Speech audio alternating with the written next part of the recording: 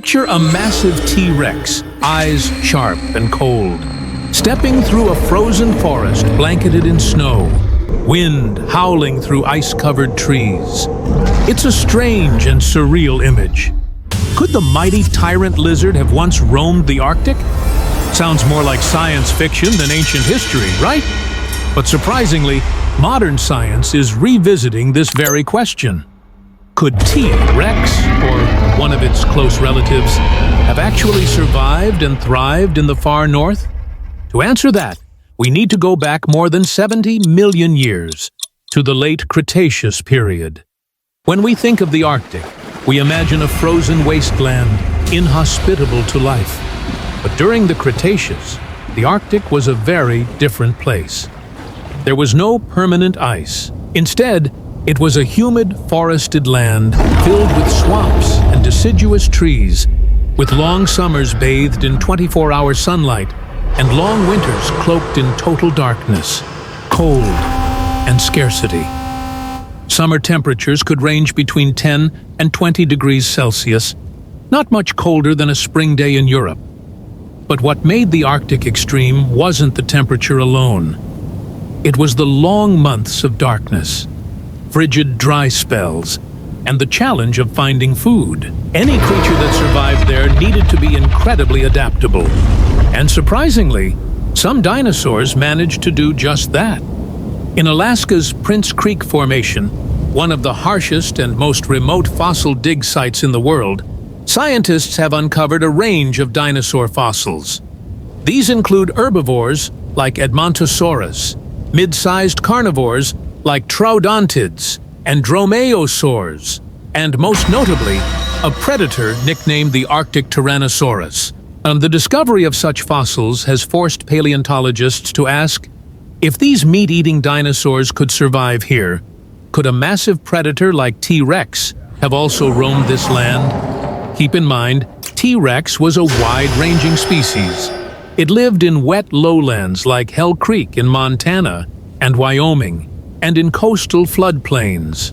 So why not the Arctic? Was the environment too extreme? Or have we just not found its fossils there yet? One hypothesis suggests that T-Rex may have ventured into northern regions during warmer climate phases but didn't stay long, or failed to establish stable populations due to environmental stress.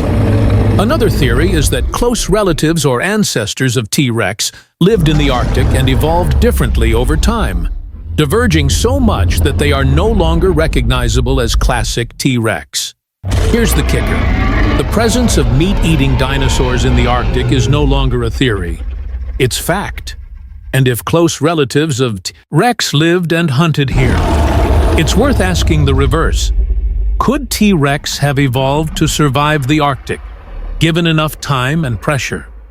What we know for sure is this. The Arctic during the age of dinosaurs wasn't a frozen graveyard. It was a thriving, challenging, and dynamic ecosystem. And maybe, just maybe, beneath layers of ancient permafrost, we'll one day uncover the footprint of a true T-Rex that once walked this land.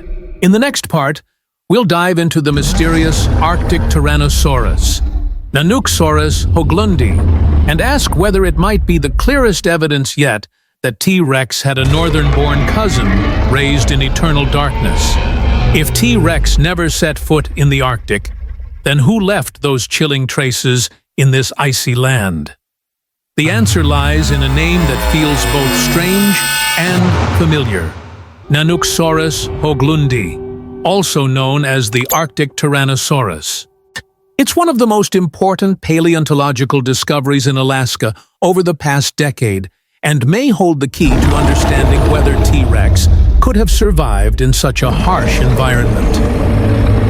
Nanuqsaurus was first discovered in 2006 in the Prince Creek Formation of Alaska. At first, scientists found only a partial skull and a few fossil fragments. But with advanced analysis, they identified a completely new tyrannosaurid species, closely related to T-Rex, but with some remarkable differences. Nanosaurus wasn't T-Rex, but it was one of its closest known relatives to live at such high latitudes. So what makes Nanosaurus different? First, it was much smaller than T-Rex. While T-Rex could grow up to 12 meters long and weigh up to 9 tons, Nanosaurus was only around 6 meters long and significantly lighter. A smaller size meant less energy consumption, a major advantage in an environment where long winters and food shortages were the norm. Another fascinating point is that its skull structure and nervous system may have evolved to deal with prolonged darkness. With Arctic winters lasting over 4 months in near-total darkness, having enhanced vision or relying heavily on smell would have been critical. Although the fossil record is limited, some scientists believe Nanosaurus may have developed improved night vision or heightened olfactory senses to hunt in low light. There's also a compelling hypothesis about feathers. Young tyrannosaurids are believed to have had a covering of downy feathers, similar to modern chicks. Some paleontologists argue that Nanosaurus, living in a colder climate, may have retained or evolved a thicker feather coat into adulthood for warmth. If true, the idea of a feathered tyrannosaur stalking prey in the snow is no longer fantasy, but a scientifically plausible image. This raises an important question. Was Nanosaurus just a side branch of the T-Rex family tree? Or is it evidence that tyrannosaurids could evolve dramatically to survive diverse climates? If T-Rex couldn't live in the Arctic, its relatives clearly could, which says a lot about the family's survival potential and adaptability. Interestingly, other species living alongside Nanosaurus also show similar patterns of reduced size and special adaptations. The Arctic variant of Edmontosaurus, for instance, was smaller than its southern relatives. This suggests that the entire Arctic ecosystem may have undergone a form of dwarf evolution to conserve energy and survive harsh conditions. In that context, Nanosaurus wasn't an anomaly. It was the product of a unique evolutionary path. This leads to another intriguing theory. Could T-Rex have descended from cold climate ancestors, only to later migrate south and grow larger over time? Or was T-Rex the main lineage, and Nanosaurus a smaller offshoot that split off when the northern climate demanded a different survival strategy? Both theories are valid, but there's not yet enough evidence to confirm either. Still, Nanosaurus plays a crucial role in piecing together the evolutionary history of tyrannosaurids. It proves that meat-eating dinosaurs weren't confined to warm regions. They could survive in extreme conditions and may have even thrived there. And if a close relative of T-Rex could adapt to the Arctic, then, at the very least, we cannot rule out the possibility that T-Rex once wandered there, even briefly. In the final part, we'll ask the ultimate questions. If T-Rex had ever lived in the Arctic, what changes would it have needed to survive? And if it never did, then is the legend of the Arctic T-Rex merely the legacy of a cousin that evolved to take its place? After everything we've explored, from the ancient Arctic climate to the discovery of Nanosaurus, the question still lingers, full of mystery and without a clear answer. Did T-Rex truly live in the Arctic? Or is it just a legend born from a distant cousin? To find clarity, we have to revisit the evidence, and more importantly, what we still don't know. First, we must acknowledge a key fact. No T-Rex fossils have ever been found in the Arctic. No bite marks, no skulls, no footprints. All known T-Rex remains are concentrated in southern regions like Montana, South Dakota, and Wyoming. Temperate zones, not polar ones. This leads many paleontologists to lean toward the idea that T-Rex never reached the far north. But that doesn't mean the possibility can be dismissed.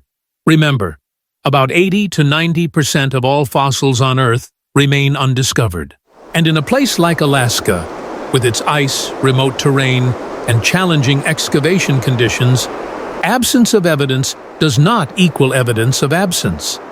It's possible that T-Rex wandered north during periods of climate fluctuation, or that small populations briefly existed without leaving clear fossil traces. Another critical question is, was T-Rex's body even built to survive Arctic conditions? Its massive size required enormous caloric intake, and Arctic winters lasted for months, with darkness, cold, and little available food. Could such a large creature survive those conditions? Or would it starve or freeze? Some scientists suggest that if T-Rex had lived in the Arctic, it would have needed to evolve specific adaptations, insulating feathers, altered metabolism, better night vision, or even a smaller size to conserve energy. But if so many changes were necessary, would it still be T-Rex? Or would it have become a new species altogether, much like Nanoxaurus, a northern cousin that took a different evolutionary path? That leads us to an open conclusion. There is no definitive evidence that T-Rex ever lived in the Arctic, but there's also no proof it didn't. What's more important is this. The existence of close relatives like Nanoxaurus proves that the Tyrannosauridae family was highly adaptable. Perhaps the legend of an Arctic T-Rex isn't literal truth, but it's not pure fiction either. It's a reflection of a parallel evolutionary story, where a carnivorous dinosaur carrying the tyrant bloodline learned to survive in eternal darkness beneath the icy canopies of prehistoric northern forests. And that makes the story even more compelling, because in the ancient world, it wasn't the strongest that survived, but the most adaptable. If T-Rex couldn't master the cold, maybe Nanoxaurus did, becoming a shadow king, quietly ruling a land of snow that the original tyrant never touched. So what do you think? Do you believe the Arctic T-Rex theory could be true? Did the most iconic dinosaur in history ever step into the polar wilderness? Or are we just projecting a myth from the bones of a northern cousin? And if one day, under layers of permafrost, scientists unearth a genuine T-Rex fossil in the Arctic, would it rewrite everything we thought we knew? Share your thoughts in the comments. Don't forget to like this video, subscribe to the channel, and hit the bell so you don't miss what's coming next.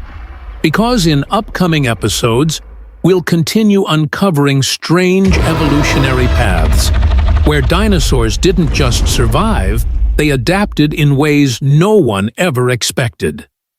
Because in the world that existed millions of years ago, anything was possible, even a tyrant walking through snow.